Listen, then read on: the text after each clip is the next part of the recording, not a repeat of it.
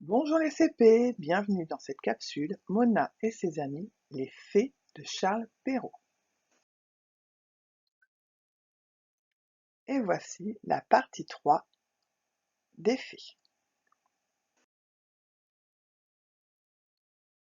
Donc la double page, sur votre livre c'était page 140-141.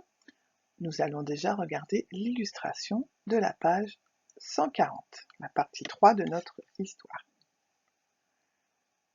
Donc on voit que maintenant la jeune fille parle et regardez, il sort de sa bouche des petites fleurs et des petites boules qui sont en fait des pierres précieuses, donc de toutes les couleurs, comme nous avions dit la dernière fois. La mère est surprise, mais elle a toujours son regard un petit peu dur, et la sœur, l'aînée, elle a l'air assez contrariée. Nous allons donc lire ce petit texte. Je vous laisse lire le texte, puis ça sera mon tour. Mettez pause. J'y vais. Lorsque la jeune sœur revint à la maison, sa mère la gronda de revenir si tard de la fontaine. Pardon, mère, d'avoir tardé si longtemps. Et alors que la jeune fille disait ces mots, il lui sortit de la bouche 2 roses, 2 perles et 2 gros diamants. Que vois-je là? S'exclama sa mère tout étonnée. Je crois qu'il lui sort de la bouche des perles et des diamants. D'où vient cela, ma fille?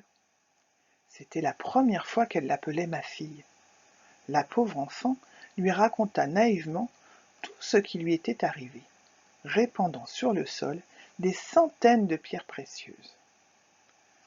C'est extraordinaire, dit la mère, et se tournant vers l'aînée, elle ajouta. As-tu vu ce qui sort de la bouche de ta sœur quand elle parle? Il faut que tu fasses de même. Tu n'as qu'à te rendre à la fontaine, et lorsqu'une pauvre femme te demandera à boire, tu lui en donneras bien gentiment.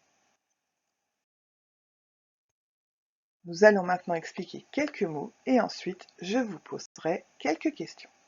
Première ligne, lorsque la jeune fille revint à la maison. Qu'est-ce que ça veut dire ce mot revint? En fait, c'est le verbe revenir, donc ça veut dire qu'elle est retournée chez elle, elle est revenue à sa maison. Alors, elle la gronda, je pense que vous savez ce que ça veut dire. Ah, qu'est-ce que ça veut dire?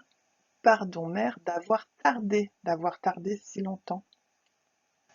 Là, avoir tardé, c'est être en retard. Donc elle a été très longue à revenir. Alors, y a-t-il s'exclama, étonné. Les perles et les diamants, nous les avions expliqués. Ah, naïvement. La pauvre enfant lui raconta naïvement. Quelqu'un de naïf, c'est quelqu'un qui croit à tout. Et donc là, elle lui raconte naïvement, ça veut dire que la mère, elle lui pose une question, bah elle, gentiment, un petit peu bêtement en même temps, elle lui répond bah ce qui lui est arrivé, c'est normal, parce qu'on lui pose la question. Qu'est-ce que c'est quelque chose d'extraordinaire?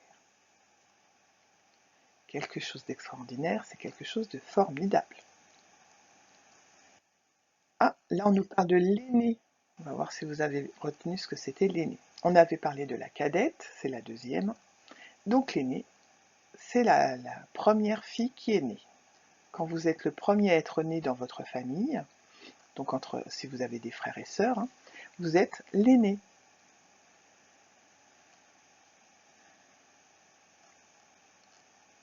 Alors, on va faire les petites questions. Je vais vous poser des questions. Je pense qu'au niveau du vocabulaire, c'est bon. Pourquoi la jeune fille se fait gronder au début du texte? Elle se fait gronder car elle a mis beaucoup de temps à retourner à la maison. Qu'est-ce qui sort de la bouche de la jeune fille? il sort de sa bouche 2 roses, 2 perles et 2 gros diamants.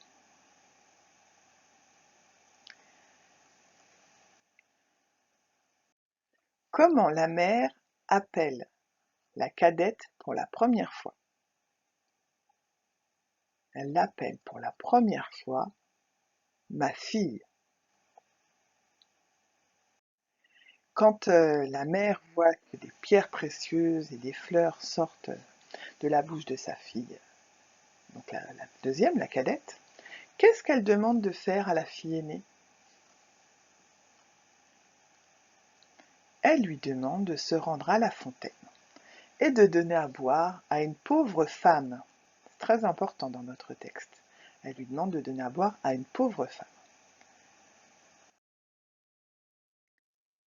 À bientôt les CP! Nous remercions les éditions Magnard, Charles Perrault et vous tous. À bientôt!